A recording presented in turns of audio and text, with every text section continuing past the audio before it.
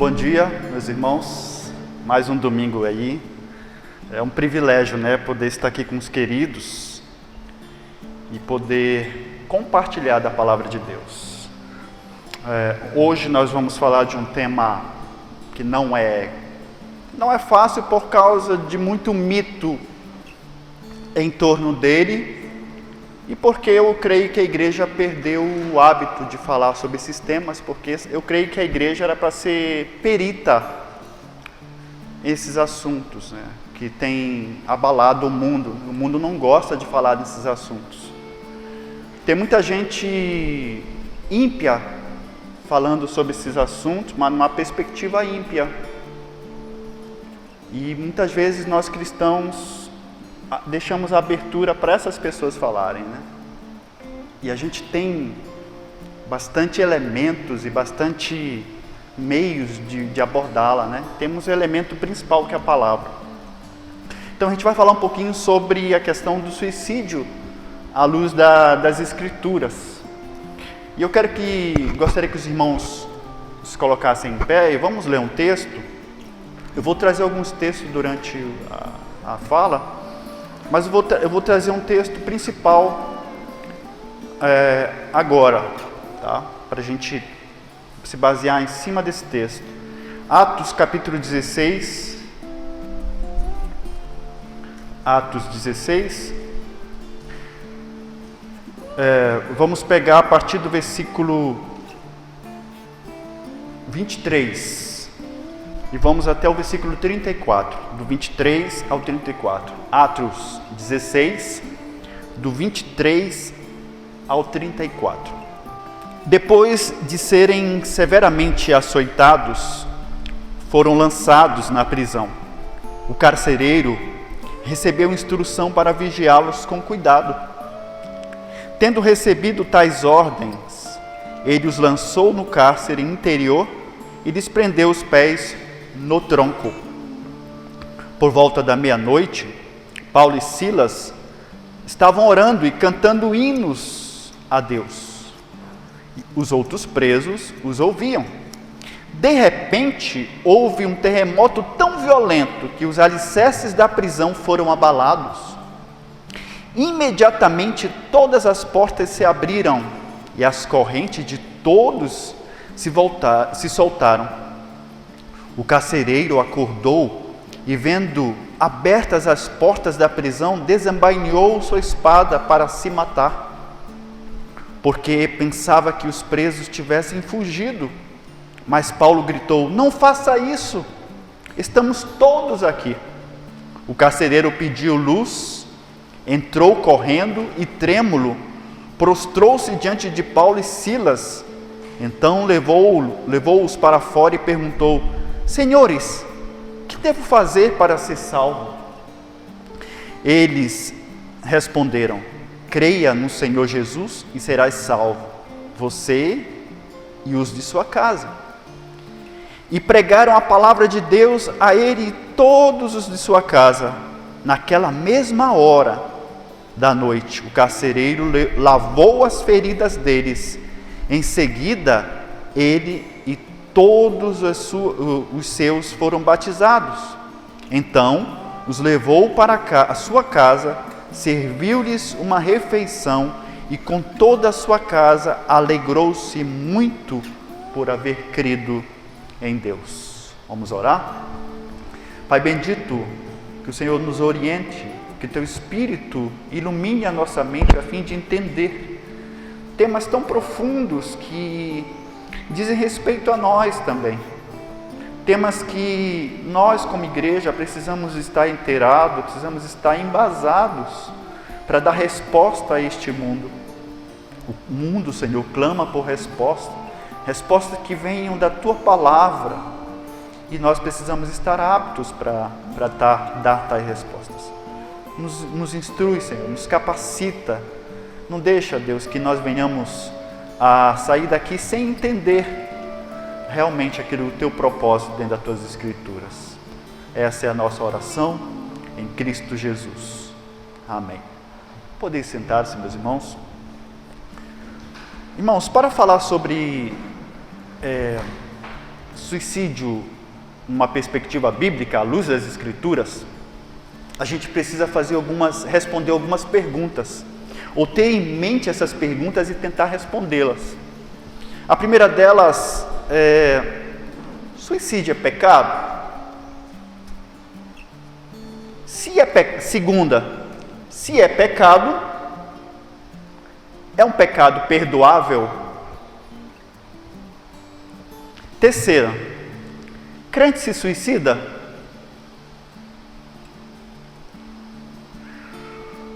Quatro, quem se suicida vai direto para o inferno?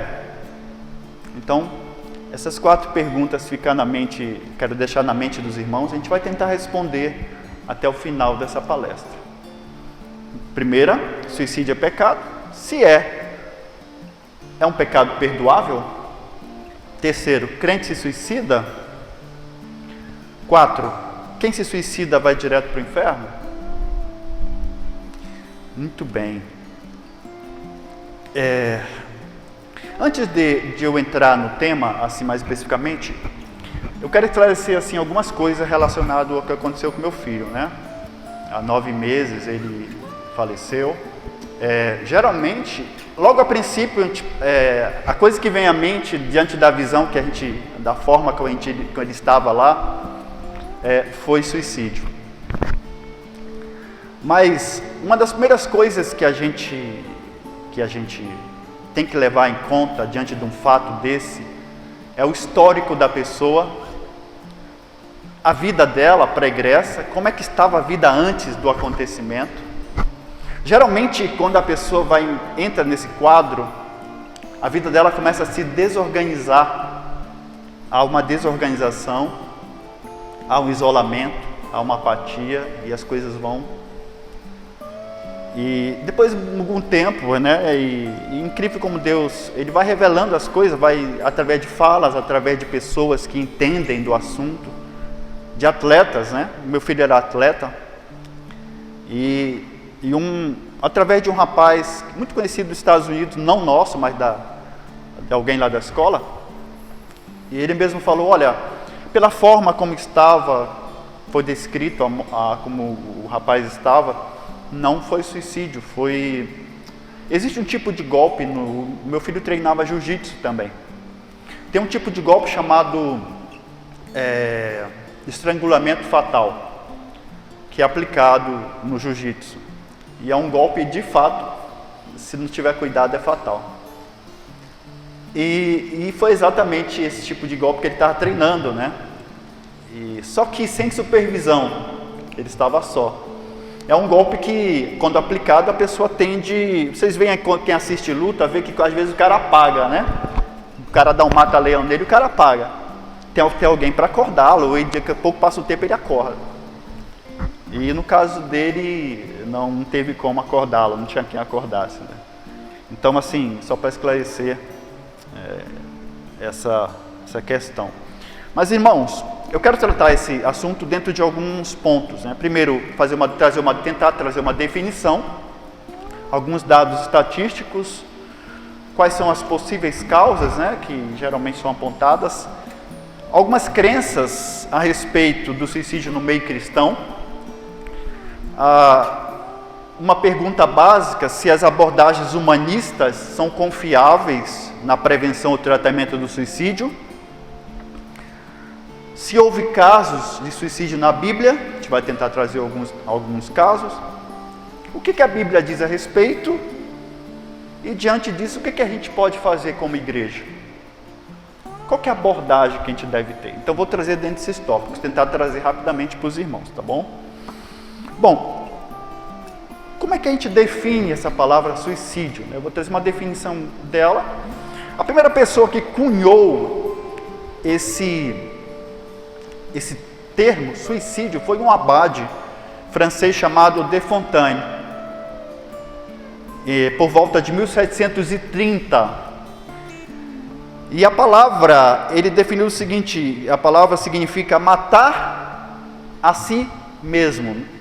Sui, que significa si mesmo, e caedere, que significa matar. Então, matar a si mesmo.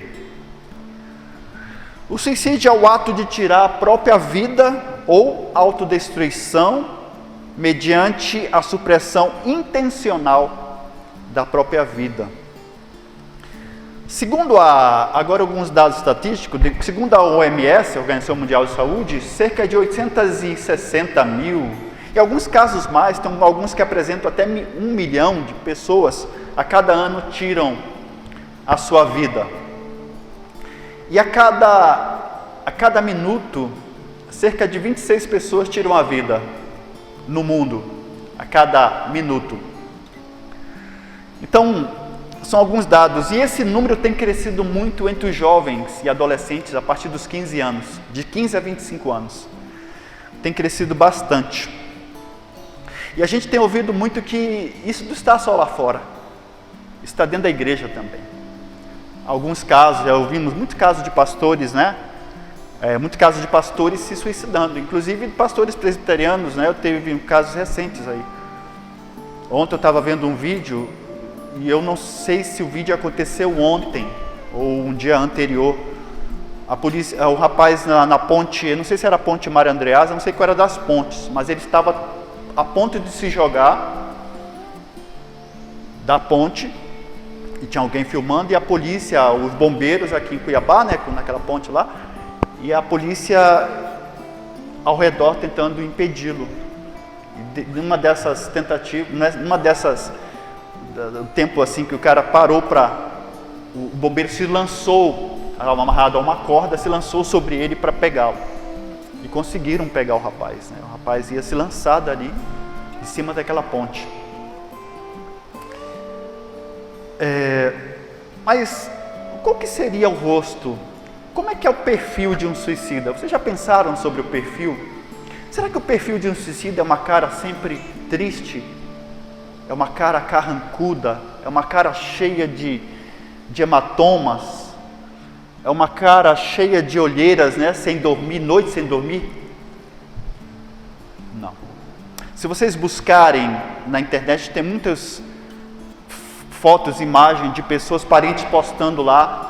Inclusive tem uma foto que eu achei bem interessante, uma mãe batendo a foto de um filho. O filho estava lá sorridente, adolescente, e ela coloca lá: essa é a imagem do meu filho há poucas horas antes dele tirar a sua vida. E tem uma outra da moça, eles estavam numa canoa, raft eu acho, né? E aqui, esse é o rosto do meu namorado antes dele tirar a sua vida. O rapaz está lá remando, aí estava ela, mais uma moça e ele, né, de máscara e tal. Tem uma outra de uma moça lá, bonita moça, sorridente, era uma influencer. Essa é a aparência da fulana antes de tirar a sua vida. Então, o perfil de um suicida, o rosto de um suicida geralmente não é um rosto de alguém que está, né, como a gente muitas vezes imagina. É alguém que pode estar do seu lado. Alguém que pode estar dentro da igreja em silêncio, sem falar o que está se passando com ela. Mas quais são, irmãos, as possíveis causas? Eu busquei alguns. Existem alguns dados que eu não vou considerá-los, porque não é dentro da visão que eu creio, então não vou citá-los. Mas existem muitos outros casos aqui, por exemplo, a questão da ansiedade, remorso, o assassinato de outrem, né? A desesperança, disfunções hormonais, doenças venéreas, degenerativas, fracasso familiar e financeiro, grandes perdas pessoais, insatisfação com a vida, isolamento e falta de relacionamentos, luto pela perda do ente querido, medo, desespero, modificações psicológicas resultantes de uso de drogas, mutilação ou alteração física remediável, como paralisia, tetraplegia, e aí vai. Tentativa de autopunição. Vocês sabiam que o nosso país ele é o 8º país em caso de suicídio? Ele está em 8º. país em que mais pessoas matam. Segundo dizem, o Japão é o primeiro, é o número 1 em caso de suicídio. Mas quais são as crenças, irmãos, que existem no nosso meio, no meio evangélico, sobre esse tema? Eu vou citar pelo menos 4 delas. A primeira delas é: todo aquele que comete suicídio sob qualquer circunstâncias vai para o inferno. Essa é uma primeira posição. E essa é uma posição tradicionalmente católica romana, né? E muitas vezes a gente muitos de nós somos viemos de tradição católica romana, né? Ou no Brasil, geralmente, quando não tem nenhuma religião, quer dizer, eu sou católico, né? Não praticante. Mas viemos com essa... Então, a primeira delas é: todo aquele que se suicida vai para o inferno. É a primeira. A segunda crença é: um cristão nunca chega a cometer suicídio, porque Deus impediria. É uma segunda crença. Uma terceira crença é que um cristão pode cometer suicídio sem que necessariamente perca a salvação. É uma terceira crença. A primeira das 4 crenças que eu citei acima, a católica romana, ela foi basicamente a única crença até a época da Reforma Protestante, quando a doutrina da salvação, que é a soteriologia, começou a ser melhor estudada e entendida. Nesse momento, tanto por Lutero quanto por Calvino, concluíram que eles não podiam afirmar categoricamente que um cristão não poderia cometer suicídio. Eles chegaram a essa conclusão. Ou que se suicidaria, que aquele que se suicidaria estaria condenado, né? Na medida em que a salvação das almas foi sendo analisada em detalhes, muitos dos reformadores começaram a fazer conclusões de maneira distinta sobre a posição que a Igreja de Roma tinha até então. Então, a partir da Reforma, começou-se a pensar sobre essa questão. Será que realmente vai para o inferno quem comete suicídio? De cara. Então, a partir da Reforma começou a ter esse tipo de pensamento. Mas, agora, um outro tópico que eu quero tratar é sobre: será que as abordagens humanistas, os tratamentos humanistas, são confiáveis na prevenção ou tratamento do suicídio? Dentro desse tema aqui, irmãos, a base do que eu vou trazer para os irmãos é o livro Ideação Suicida, de Daniel Berger II. É um livro da editora Sebi, é um livro que eu recomendo, e ele vai tratar, ele é psicólogo clínico, né? Tem mestrado na área, e ele é doutor, né? Então ele traz dados e ele trata isso dentro de uma perspectiva bíblica também. Então, será que as perspectivas humanistas, elas são eficazes no tratamento deste mal? O que os irmãos acham? E isso é uma pergunta. Quem quiser comentar, quem quiser dizer pelo menos eu creio que sim. Beleza. Quem não quiser falar nada, tá bom.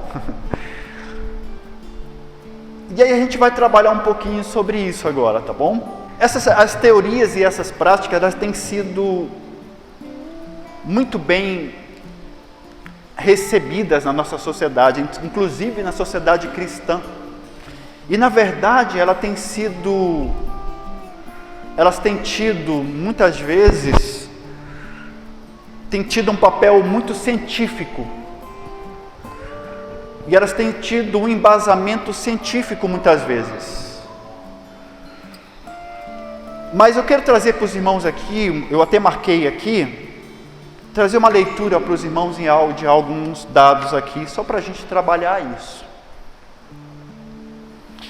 Porque os irmãos já entraram lá, quando foram consultar, já foram surpreendidos por alguém da farmacêutica, algum representante farmacêutico entrando no consultório médico, levando medicamento, amostras grátis.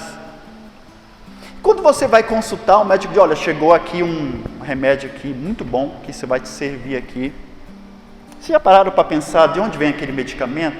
Por que ele faz isso? No caso, como está tratando de psiquiatria, né, que é o médico autorizado para medicar, né, no caso de doenças mentais. Vocês já pararam para pensar que ele puxa, né? Olha, chegou um remédio aqui, saiu agorinha, está quentinho, do forno. Já pararam para pensar? O que está envolvido por trás disso? Eu vou trazer aqui alguns. Isso não é dado só dos Estados Unidos, são questões locais. Os laboratórios farmacêuticos passaram a dar toda a atenção e generosidade aos psiquiatras, tanto individual como coletivamente, direta e indiretamente.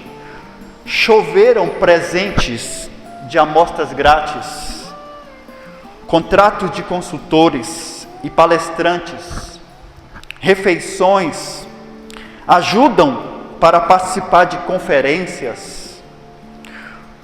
E ele vem falando aqui sobre, no caso dos Estados Unidos aqui, mas olha só, quando os estados de Minnesota e Vermont implantaram lei de transparência, que exige que os laboratórios informem todos os pagamentos a médicos, descobriu-se que os psiquiatras recebiam mais dinheiro do que os médicos de outras especialidades.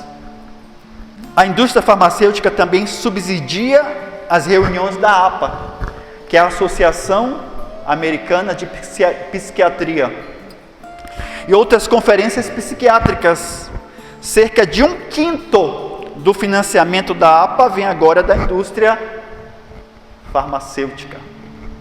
Por que será, hein? Que o psiquiatra pega o remédio e diz, chegou esse remédio novinho aqui, dá para o seu filho, dá para o seu irmão, dá para o seu pai. Eu vou ler aqui algo que uma mulher chamada Carrot, ela é uma especialista, ela fala o seguinte, ela pergunta, né, uma pergunta aqui, por que os psiquiatras estão na frente de todos os outros especialistas quando se trata de tomar dinheiro dos laboratórios? Ela faz essa pergunta, por quê? A resposta dela, nosso diagnóstico são subjetivos e expansíveis, e temos poucas razões racionais para a escolha de um tratamento em relação ao outro. Uma psiquiatra falando da psiquiatria, não é alguém que não é da área falando, tá, irmãos? Ao contrário das enfermidades tratadas pela maioria de outros ramos da medicina, não há sinais ou exames objetivos para doenças mentais. Tem como bater uma radiografia dos seus pensamentos? Tem. Nenhum dado de laboratório ou descoberta por ressonância magnética. Tem como fazer uma ressonância magnética daquele que está... ele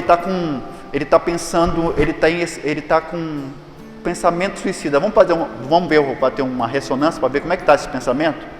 Vai aparecer lá a pessoa com desejo, ele vai querer se matar amanhã. Ele está querendo se matar agora, ó. Vamos dar um remédio para ele para passar isso aí agora? Não existe como. Uma coisa que a gente precisa pensar, e irmãos, conforme tem a música do João Alexandre, tem uma música que ele fala, é proibido pensar? Não é proibido nós cristãos pensarmos, não. Aliás, no século XVI foi o período que a igreja mais desenvolveu pensadores. No século XVI foi o período que a igreja mais apareceram escritores no meio evangélico, músicas lindíssimas. E não era música que estavam lá escrito direitinho, ó, Deus, glória, tal. Mas eram pessoas que estavam no meio secular. Por exemplo, tem um homem da música clássica, eu não sei se era, não estou lembrado o nome dele, se era Tchaikovsky, eu sei que ele era cristão, e todas as partituras dele estavam lá SDG, só lhe deu glória. As músicas dele clássicas são lindíssimas. Einstein foi o Nobel da Paz, era cristão. E até hoje, né? As leis dele estão... Dele não, né? Que ele descobriu. Estão aí. Mas, irmãos, as abordagens humanistas são confiáveis? Embora possa ser confortável para alguns ouvir, o aumento do pensamento suicida e das consumações deve-se em grande parte à atual abordagem fenomenológica do suicídio, como se fosse uma condição médica, que deve ser entendida e tratada a partir das doutrinas seculares do materialismo, reducionismo, humanismo e biodeterminismo. Ou seja, irmãos, como é que o homem... A Bíblia fala sobre quem é o homem? A Bíblia diz quem é o homem? Não? Aonde que a gente encontra sobre quem é o homem? Que livro da Bíblia? Gênesis, Bereshit, né? Lá, diz lá que o homem foi criado à imagem e semelhança. Existem algumas visões acerca do homem, né? A visão do homem tripartido, do homem bipartido, que o homem é corpo, alma e espírito, e que o homem é corpo e alma. E aí tem a outra mais, que é inclusive Anthony Huckman, em seu livro Criados à Imagem de Deus, acho que o pastor deve ter esse livro. Anthony Huckman, ele trata o homem como de forma integracional, o homem integral. Não tem como dividir o homem. É incrível, isso é o mistério da fé, porque essa separação só acontece na morte, né? Essa divisão. Não tem como dividir você agora aqui. Vou dividir a irmã Leci em parte. A alma dela vai ficar para cá, sentar ali, e o corpo dela vai ficar aqui. Não tem como. Então, o que acontece com relação a essas abordagens, irmãos? Elas partem de uma visão evolucionista, naturalista evolucionista. Como é que o evolucionismo vê o homem?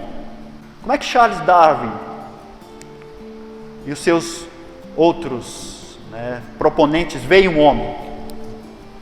Vocês viram na escola sobre Darwin, né? A escola está cheia disso. Como é que elas veem o homem?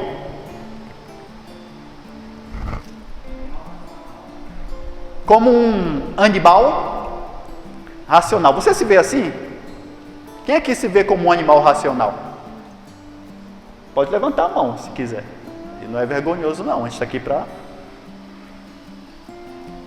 esses dias na escola teve uma aluna que afirmou ser um animal racional. E isso ela afirmou que isso ela dizendo assim: professora, você não pode contrariar a ciência.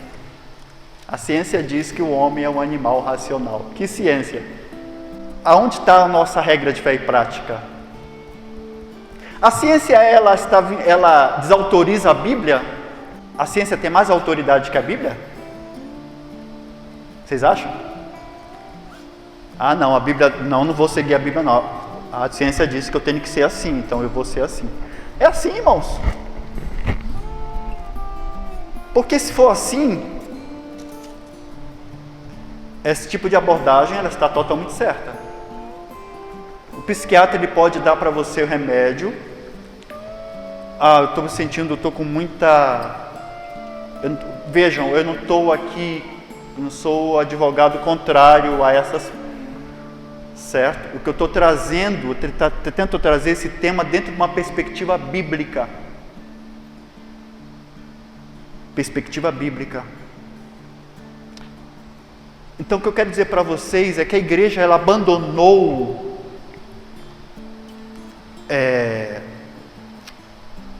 a Bíblia se tornou para a igreja, ela não se tornou, a Bíblia deixou de ser a única regra de fé e prática da igreja faz algum tempo. Desde o iluminismo, a Bíblia deixou de ser regra de fé e prática.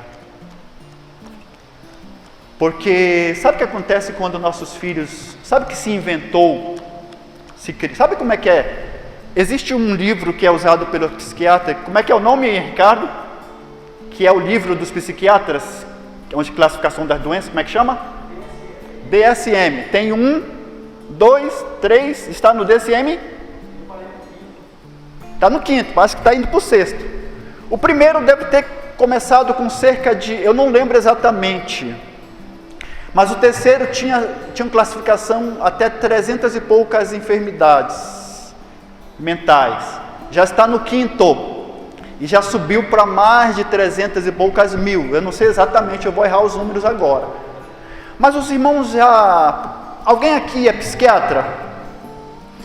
Alguém já participou de um congresso de psiquiatria? Vocês sabem como é que eles fazem, eles classificam as doenças? As novas doenças mentais?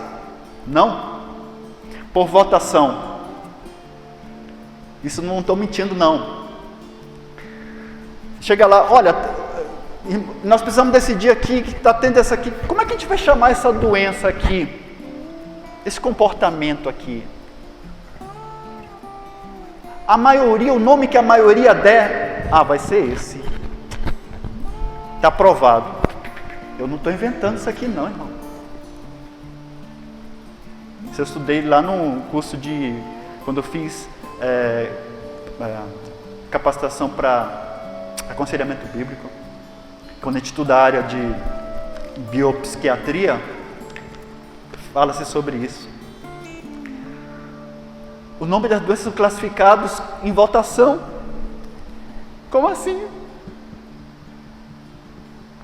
Estão rotulando a gente. Estão chamando você de louco. Sabe o que a gente faz como crente? O nosso filho, sabe o que eles falam para o nosso filho quando ele tem um comportamento, ele não para? Ele é irrequieto? Como é que é o nome? Hiperatividade. Olha, seu filho é muito hiperativo. O que é que o psicólogo faz? Temos um psicólogo aí. Psicólogo escolar, né? Pai, tem que levar no psiquiatra e tem que tomar um remedinho chamado... Geralmente mais comum é o tal de Ritalina. E, irmão, vocês costumam ler bula de remédio? Quem costuma ler? As letrinhas são tão pequenininhas, né? Vocês já leram as contraindicações? Você sabe os efeitos da Ritalina na cabeça do seu filho? A Ritalina, elas podem produzir efeitos suicidas, desejos suicidas, ansiedade, depressão. Vai alterar o comportamento do seu filho, você vai controlar o seu filho quimicamente. Tem um vídeo, eu me esqueci o nome, eu procurei para trazer para os irmãos, eu assisti esse vídeo, ele é um vídeo que está em português de Portugal, e ele trata sobre tudo isso. Crianças, por exemplo, que o comportamento deles, na escola dos Estados Unidos, sabe o que está acontecendo? Estão medicando a rodo, dando medicamento psicotrópico a rodo para as crianças. E sabe como tem aumentado, o número tem aumentado horrorosamente o número de suicídio entre as crianças nos Estados Unidos, nas escolas, porque está sendo dado esses medicamentos, os pais estão lascando nos filhos, a psiquiatra está mandando, tem que dar, e os pais estão aceitando. Eu vi um caso muito triste que eu vi lá, que mexeu muito comigo. O menino era a mãe dizia, a mãe chorando, né? O filho tinha morrido poucas semanas. O meu filho, ele era assim, eu pensei que era realmente, ele estava... E eu comecei a dar, eu percebi que ele começou a mudar, se isolar, ficar muito no quarto, começou a mudar o comportamento, já não ria mais. Ele já não ria mais. E aí depois de pouco tempo, infelizmente, meu filho, nós não podemos fazer nada. Ele se matou. Porque ele era hiperativo. O pensamento humanista, irmãos, em particular, que domina a grande parte da sociedade hoje, sabe o que eles defendem? Defende o modelo médico da alma psique. E é em grande parte responsável pela tendência ascendente do pensamento suicida, tentativas e consumações. Isso não sou eu que estou falando, isso aqui é desse livro que é escrito por esse doutor que é autorizado para falar desses assuntos, tá, irmãos? Então, esse tipo de abordagem, o que ela faz?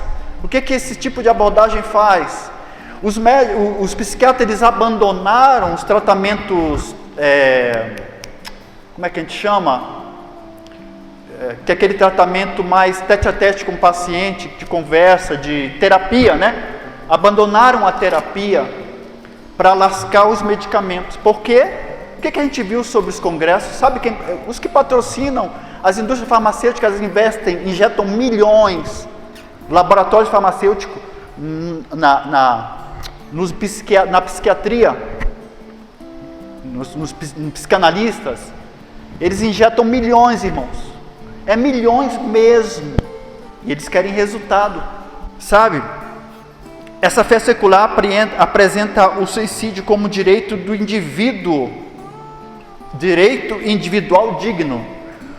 Isso aí está no Manifesto Humanista II.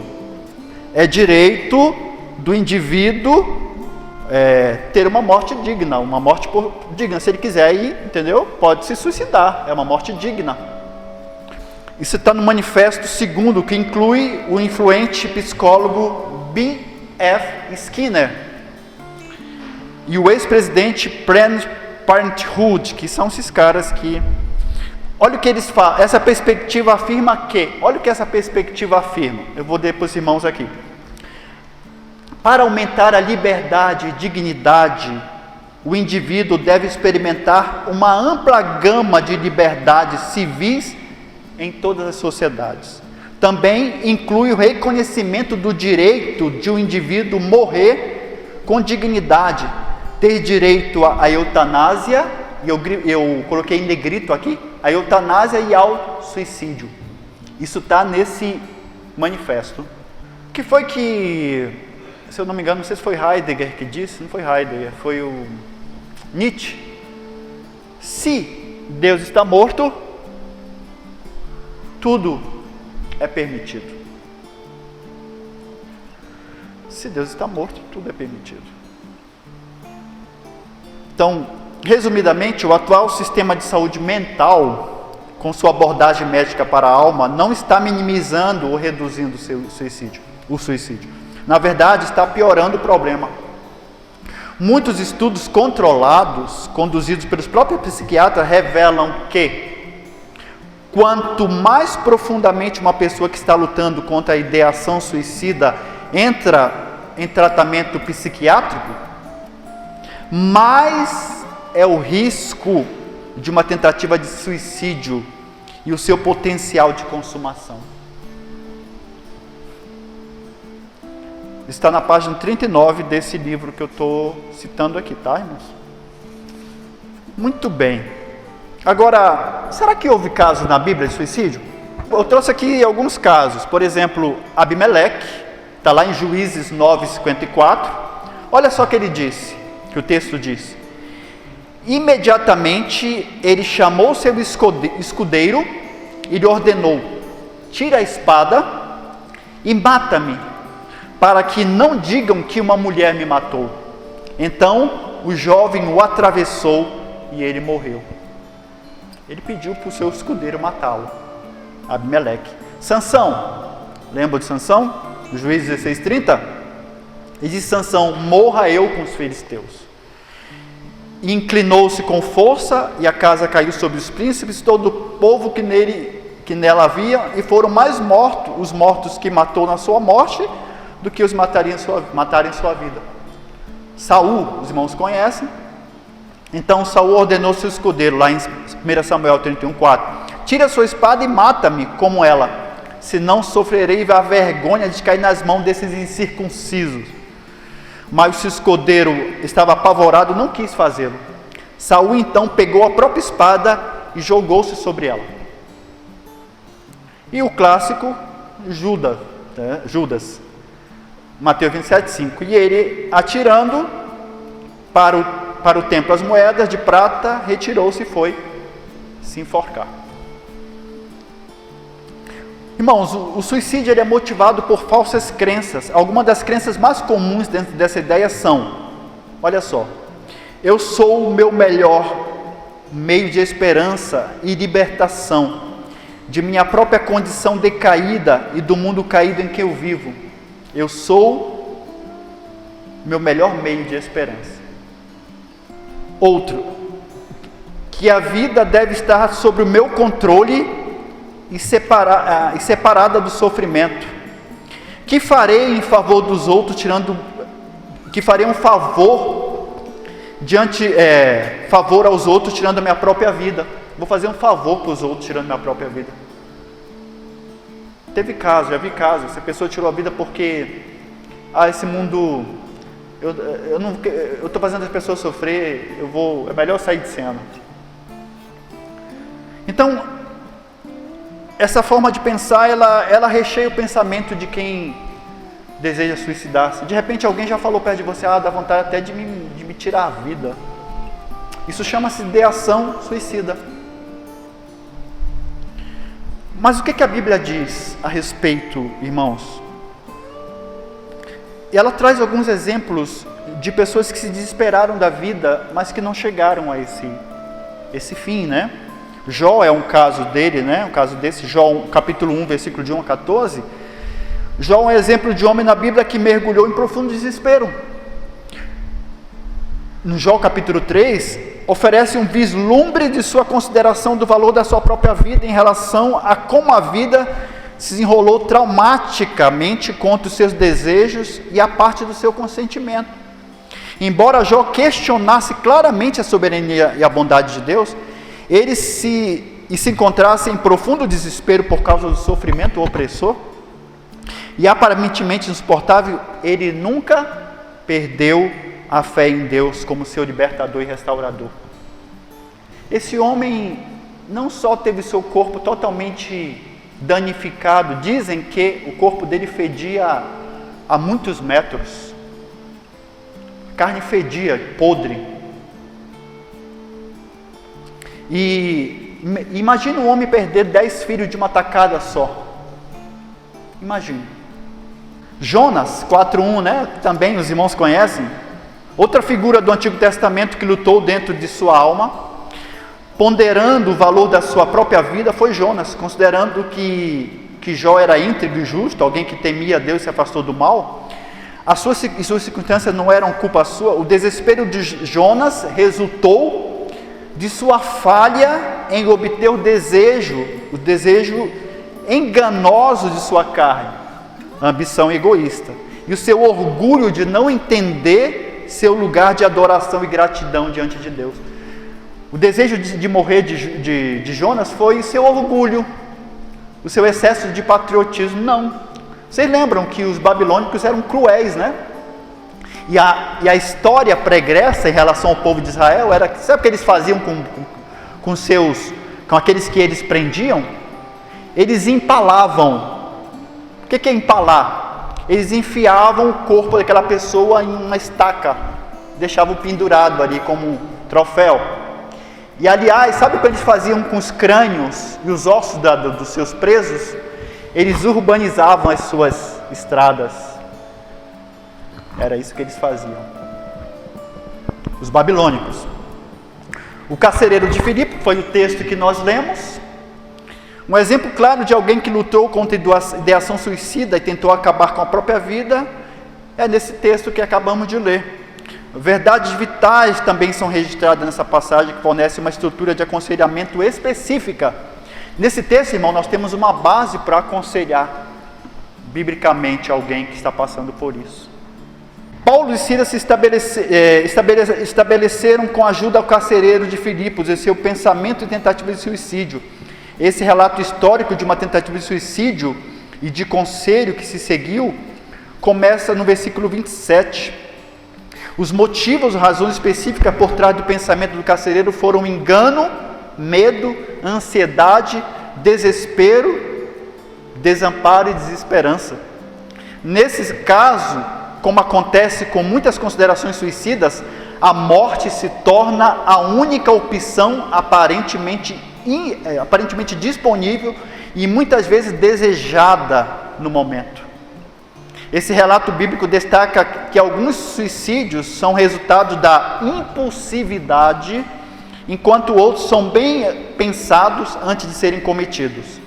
No entanto, o engano e os motivos do coração espiritual estão por trás de todos os suicídios, não relacionados às drogas. E tem outros casos aqui que eu não vou citar no nosso tempo, né? Mas diante de tudo isso que eu estou falando, e eu queria que, eu não falei aqui, mas eu quero citar, irmãos, apresenta-se muito caso de suicídio por causa da depressão, e é uma apresentação justa, né? Da ansiedade, mas pouco se fala de casos de suicídio por causa de medicações psicotrópicas. Pouco se fala nas igrejas. Existem muitos casos que não foram relatados, irmãos, de pessoas que morreram em decorrência do uso desses medicamentos, que geraram desejo suicida.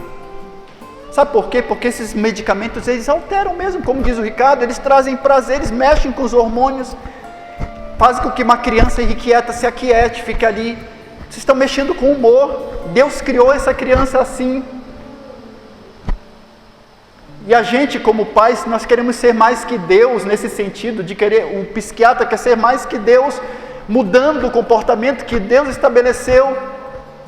Como é que nós vamos controlar o comportamento? O que pode mudar o comportamento de alguém, irmãos? Se não a palavra. Mas o que eu posso fazer por essas pessoas? Primeiro, comunicar cuidado genuíno. Estabelecer a perspectiva de Deus e a esperança genuínas em Cristo é a mais alta prioridade para ajudar os outros a negar o falso evangelho do suicídio. O suicídio é um falso evangelho. É o evangelho que diz que o mundo vai estar melhor sem mim, porque é um pensamento egoísta esse. Nesse texto, irmãos, Paulo faz exatamente isso. A perspectiva do carcereiro é uma perspectiva errada, porque o que foi que, diante do quadro que ele viu, o que acontecia com os soldados, caso algum daqueles presos fugisse? O que vocês acham que ia acontecer com aquele soldado? Ah não, o Senhor dele ia só repreendê-lo. Será que ia ser só isso? Será que ele não ia ser morto também? Então o medo que gerou no coração dele, o primeiro pensamento dele, cara, eu vou me matar, porque vou evitar ser morto pelos meus senhores. E o aconselhamento de Paulo ao carcereiro, registrado em Atos 16, 25 a 34, oferece aos pastores, pais, conselheiros bíblicos e outros ajudantes o modelo de procedimento de aconselhamento a seguir quando o indivíduo está pensando em suicídio. E esperança genuína, vital para resolver a ideação suicida. Ou seja, o que Paulo disse? Não faças isso contra você mesmo. Nós estamos todos aqui. Ele abriu os olhos para a perspectiva errada do carcereiro. Porque ele pensou, caramba, esses caras poderiam fugir. Eles não fugiram, estavam todos lá. Nossa, eu ia fazer ele cai em si. Não faças isso com a sua vida. Não tire a sua vida. Primeiro Paulo tomou os primeiros socorros, né? Opa, não faças isso contigo. Nós estamos aqui, estamos aqui. E ele pediu a luz para que pudesse ver. E um carcereiro, quando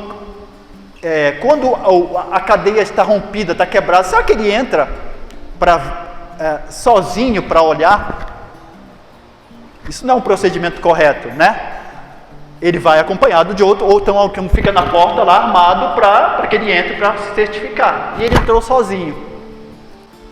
Ou seja, Paulo atentou para ele para uma outra possibilidade, que não tinha só aquele caminho para ele. Nós precisamos fazer exatamente isso. Alguém está do seu lado, irmãos, a gente não consegue ver o suicídio estampado, a pessoa dizendo, eu vou me suicidar. Jesus fala e também Jeremias fala, em Jeremias 17:9, fala o quê? Que o coração do homem é desesperadamente corrupto. Quem o conhecerá, né? Quem conhecerá o coração do homem? E Jesus fala lá em Mateus 15 o quê? Para os fariseus, né? O que fala lá? Se quiserem ler. Que eles estavam preocupados com questões cerimoniais. Eles não lavam as mãos, não sei o quê. E aí Jesus diz, sabe, do coração do homem, sabe, procedem os adultérios, os homicídios. São essas coisas que contaminam o homem. Nós não conhecemos o que é o coração segundo o pensamento judaico, pensamento segundo o hebraico. O que é coração? O coração é esse órgão de carne que bombeia o sangue, né? Não. O coração é a sede, é o centro do homem, a sede das emoções. O coração ele toma decisão. O coração é o que chora. O coração é o que fofoca. O coração é o que mente. O coração é que pensa em odiar o seu irmão. É o coração que odeia. Lembre da perspectiva de Jesus que ele disse sobre a questão do homicídio, né? Lembra o que Jesus disse? Eu não vim anular a lei, mas se você odiar o seu irmão, você já é assassino, você já matou o seu irmão. A perspectiva mudou. Não que Jesus anulou os 10 mandamentos. Nosso coração, irmão, ele procede. Após a queda do homem, nosso coração se corrompeu. São os efeitos noéticos do pecado, né? O pecado atingiu o homem por inteiro. Agora, a nossa disposição em relação a Deus, o que aconteceu lá que Paulo fala em Romanos 1? O homem agora deixou de adorar a Deus para adorar a criatura. E o homem começou a adorar a si mesmo. Né? Poxa, olha, começou a olhar para dentro de si. Lá na época do iluminismo, né, o homem é o centro de todas as coisas. O homem é o centro. E aí, quando perceberam que o homem já não é mais o centro, que o homem não manda em nada, começaram as frustrações, aí entra o período que vem esses medicamentos. Acreditam que muitos desses medicamentos que foram lá a princípio, foram utilizados em porcos para serem testados? Tem um chamado, eu não vou acertar o nome, não sei se é torazina ou eu não lembro o nome. Mas ele é usado em porcos. E esse medicamento, ele altera, inclusive, o sistema psicomotor da pessoa, os movimentos. Quando eu comecei a trabalhar na Ebenezer, na época, eu gostava muito de visitar, né? Eu visitava as irmãzinhas, o pessoal. Tinha uma irmã, a mãe de um rapaz lá, que eu a visitava regularmente. Ela era uma senhora mesmo e tal, mas até então, irmãos, a época, ela, assim, a família tem um quadro muito sério de depressão, a família. Mas eu ia visitar, orava com ela, mas ela até então, natural, conversava normal. Há uns 2 anos atrás, 3 anos atrás, eu voltei aí na Ebenezer, né, era convite e tal. Irmãos, eu fui ver essa irmã, ela já não andava assim, mas ela andava assim. O queixo dela ela perdeu o controle do queixo, assim ó, e a baba escorria aqui. E eu já sabendo que isso seria decorrente de medicações antipsicotrópicas, medicamentos psiquiátricos, perguntei para o genro dela, que é muito amigo nosso, disse: fulano, a sua sogra está tomando remédio? Tá, gente, está tomando remédio psiquiátrico. Eu disse: poxa. Então, vejam, irmãos, a palavra já não é mais suficiente. Nós precisamos trazer para essas pessoas, aproximarmos delas e encorajá-los, mostrar que existe esperança. Nós precisamos discernir os motivos que estão no coração dessa pessoa, em segundo lugar. O que está no coração dela? E como é que a gente consegue isso? Paulo chegou junto do carcereiro. O que aconteceu? O carcereiro pegou que ele falou? Irmãos, o que eu farei para ser salvo?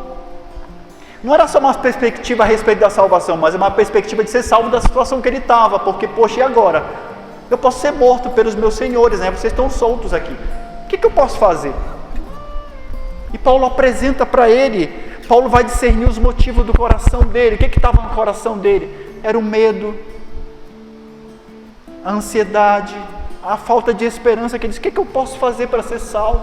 Ele não tinha esperança, irmão. Muitas dessas pessoas estão dentro da igreja, às vezes mesmo elas perdem a esperança. Elas deixam de olhar para Cristo.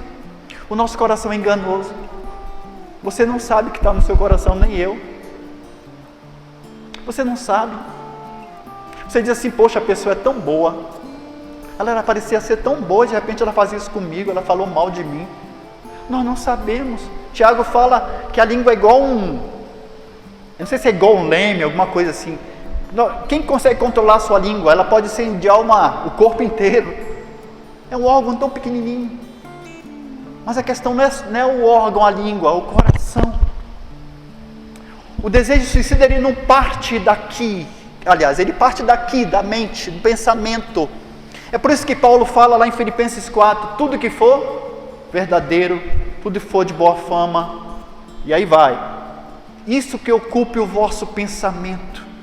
E aí Jesus fala, a Bíblia fala, pensai nas coisas do alto. Irmãos, quando a gente olha para essas coisas terrenas, olha para essa circuito, a gente perde a esperança mesmo. A gente, sabe, a tristeza é natural.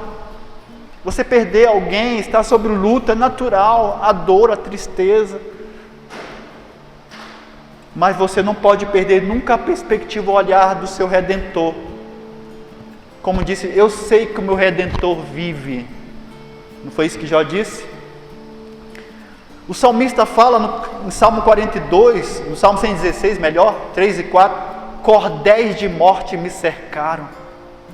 Ele sentiu, a morte se aproximou dele. Mas ele olhou para o Redentor. Esses homens, eles olhavam para Cristo, eles não olhavam para a circunstância em si. E a gente precisa discernir o que está no coração das pessoas, irmãos. Como é que se consegue isso? Só chegando próximo, só se aproximando. Esses propósitos são o que os conselheiros devem procurar descobrir. Primeiro, ambição egoísta, ansiedade, medo, vingança, desejos enganosos da carne, culpa, relacionamentos rompidos, tristeza profunda, falsas esperanças, espírito esmagado, desespero. Nem todos os motivos por trás da ideação e tentativa de suicídio são os mesmos.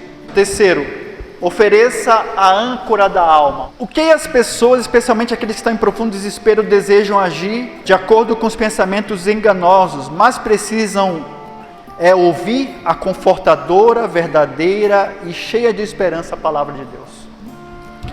Quando as pessoas são enganadas a pensar que deve se entregar e que a morte física se torna a sua opção de fuga mais atraente, o suicídio parece então a escolha mais racional nessa hora. Mas Paulo e Silas ofereceram ao carcereiro de Filipos uma maneira alternativa de ver não apenas a si mesmo, mas as suas circunstâncias. Não faça isso com você. Há uma esperança. Mas também a vida em geral. No centro do seu conselho estava a palavra do Senhor, que é aquele que discerne os pensamentos e as intenções do coração. Hebreus 4:12. Mas aqui cabe uma pergunta, eu vou fazer para os irmãos. Como as pessoas podem sentir-se acolhidas e cuidadas se em muitas de nossas comunidades temos feito o caminho inverso da comunhão? Como é que pode? As pessoas vêm e aí chega aqui, elas veem o inverso do que é pregado. Poxa, eles falam de comunhão, mas eles vivem como gato e rato. Vivem como Tom e Jerry, se degladiando. Tem casos na igreja que irmãos não se falam, eu estou falando de casos que eu presenciei, convivi. Pessoas não falavam com outra há anos, há mais de 20 anos. O que você acha que está no coração dessa pessoa? Como está o coração dessa pessoa? A Bíblia fala de raiz de amargura. Raiz é algo que se encrava dentro do teu coração e para arrancar é muito doloroso.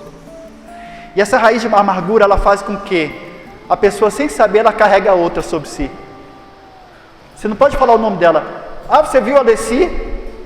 A pessoa já se enfurece, já fecha a cara. Não vi, não vi ela não.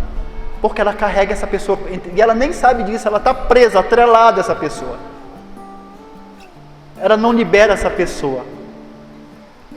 E aí, a gente precisa, o salmista fala no Salmo 19:7, que a Bíblia, ela restaura a alma. Hebreus 4:12 diz que ela é apta para discernir os pensamentos e intenções do coração. É a Bíblia que a gente tem que usar. E é engraçado que lá Paulo fala que a Bíblia, ela é examinar a Escritura para que julgaste nela a vida eterna, porque Jesus fala, né, que são elas que de mim testificam. Mas Paulo fala que a Bíblia, ela é inspirada. O que significa inspirada? É a mesma palavra que aparece em Gênesis, quando Deus cria o homem, e ele faz assim, ó, sopra ali o Espírito, né? E aí ele torna-se ser, alma vivente. A palavra inspirada significa dar vida. É a mesma palavra que aparece em Ezequiel 37, também lá no Vale de Ossos Secos, quando o Senhor diz assim para o Ezequiel: esses ossos podem criar vida por um acaso? Senhor, podem. Então diga a eles. Aí de repente começaram a criar juntas, medulas, começaram a se juntar, criar tecido, carne. Da vida. Teve um caso eu vou citar esse caso que achei bem interessante. O pastor citando no curso, ele falando sobre um caso de uma pessoa que ele trabalhava na igreja, um membro que ficou em coma. E ele estava alguns dias em coma, e o pessoal da casa dele preocupado, e ele ficou muito abatido também com isso, e Deus falou no coração dele assim muito claro: vá lá visitá-lo. Estava na UTI. E ele disse: mas Senhor, o que eu vou falar para esse homem? E se eu não me engano, a palavra que ele leu foi em 1 Timóteo, quando fala sobre a palavra, alguma coisa assim. E ele foi e falou essa palavra no ouvido dele. No ouvido dele. E passou alguns dias, ele recebeu a ligação do filho do rapaz. Assombrado, chamando: pastor, nós queremos que você venha aqui. Você sabe o fulano? Ele está aqui em casa. Ele está em perfeita saúde, ele saiu do coma. E o pastor foi lá, ele foi presenteado, não pelo presente, mas ele ficou tão feliz, ele chorou na hora, abraçou o rapaz. Nós irmãos, menosprezamos o poder do que nós temos em mãos. Por isso que o salmista diz: a palavra, ela restaura a alma, ela traz vida. É por isso que você vê casos de pessoas iletradas que nunca aprenderam a ler, de repente começaram a ler a Bíblia e começaram a aprender a ler. A Bíblia ela transmite vida, irmãos. Você lê de repente um texto ali, aquele texto dá tanta paz à alma, ao coração, não é verdade? O conforto. Ou alguém estava desesperado, você leu: poxa, essa palavra falou tanto comigo, mexeu comigo, me trouxe uma paz. Eu estava doido, eu estava aqui tão desesperado, esse aqui me trouxe uma paz. Sabe, nós precisamos trazer a Bíblia de volta para o centro. E outra coisa que nós precisamos fazer é cultivar uma vida de oração. Paulo e Silas estavam adorando e orando à meia-noite. Precisamos cultivar uma vida de adoração e oração ao Senhor, irmão. Não é só nas terças, né? Nossa oração é constante.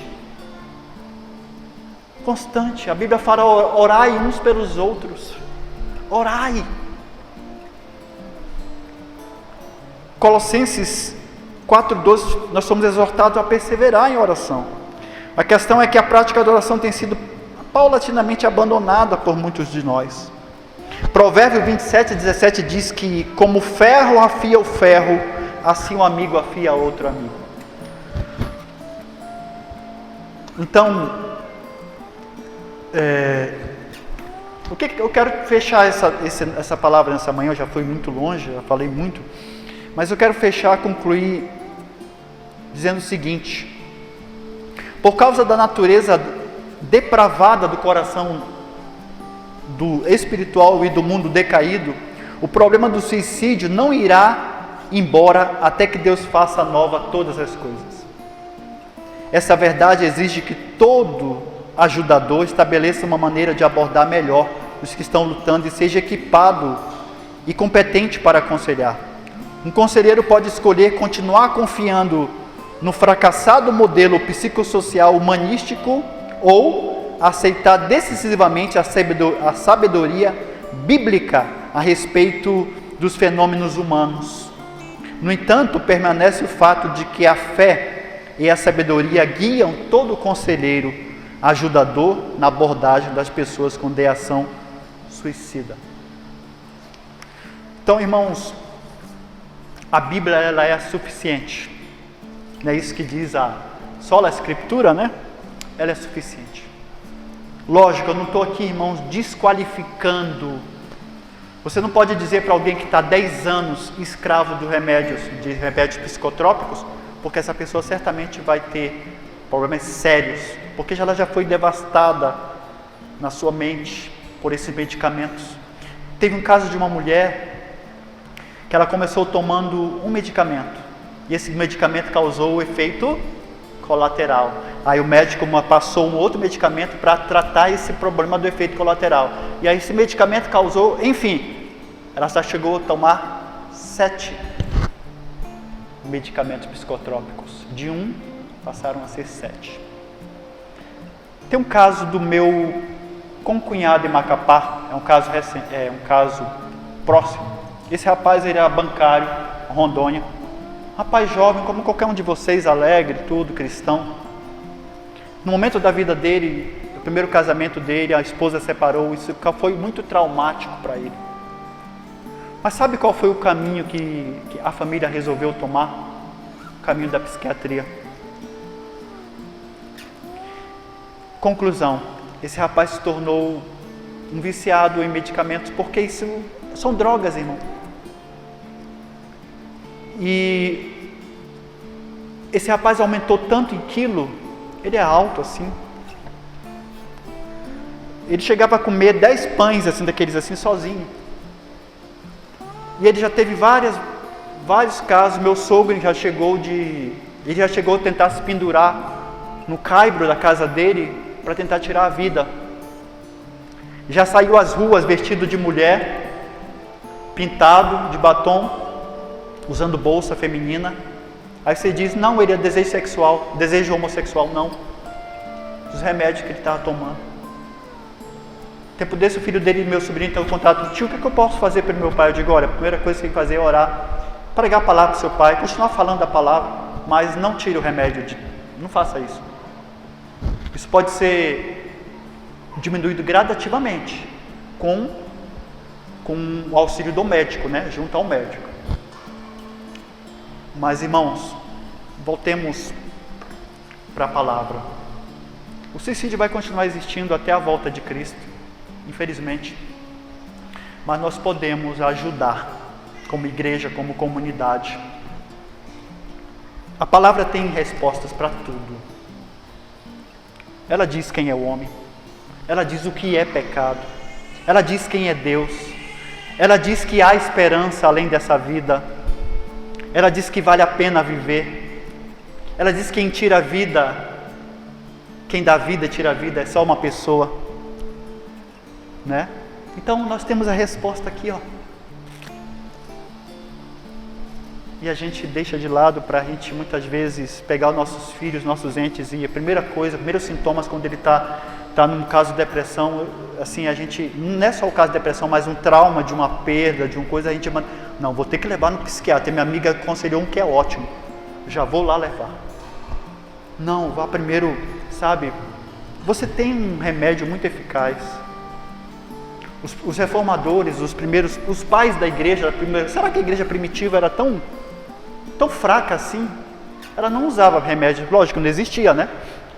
Mas será que ela ia usar? Paulo iria usar esses remédios hoje para aconselhar? Jesus ia usá-lo? Jesus certamente sabia quem era Judas. Será que ele ia... Olha, vamos mandar Judas ali no Joaquim, que não tem Joaquim, né? Joaquim é português, né? No Youssef. Vamos levar lá no Youssef, para o psiquiatra lá para tratar o Judas, porque ele está querendo se suicidar. Não. Judas era um discípulo de Cristo, 3 anos e meio ouvindo, ele era discípulo. Mas Jesus disse que para isso ele veio, né? Mas que resposta nós temos às perguntas? Suicídio é pecado?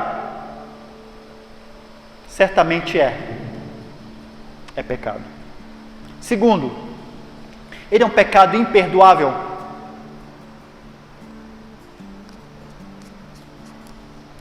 Quem acha que é imperdoável? Levante a mão. Dá um medo, né? Quem acha que não? Qual que é o único pecado que não tem perdão? Blasfêmia contra o Espírito Santo. Crente se suicida? Não estou dizendo que ele vai se suicidar. Pode se suicidar, acontecer? Pode. Ele vai para o inferno diretamente? Se ele disser que ele vai para o inferno diretamente, nós estamos dizendo que o sacrifício de Cristo foi ineficaz. Cristo não morreu pelo suicida. Mas lógico, ninguém quer se suicidar. Mas por efeito de medicamentos, sobre questões, sobre a depressão, ansiedade, pode gerar muitas coisas, né? Então, essas são algumas das respostas. Eu acho que eu respondi todas as perguntas, né? Amém, queridos? Desculpa pela ter prolongado, mas não dá para falar nesse assunto de forma tão rápida. Ele é muito sério e ele é muito delicado. Mas eu espero que tenha sanado algumas dúvidas dos irmãos, ajudado a gente olhar, ter uma outra perspectiva desse tema. Precisamos tratar desses assuntos: aborto, eutanásia, a ideologia de gênero tem que ser tratada por nós. E a gente precisa estar preparado. Mais uma vez, muito obrigado, irmãos, pela oportunidade.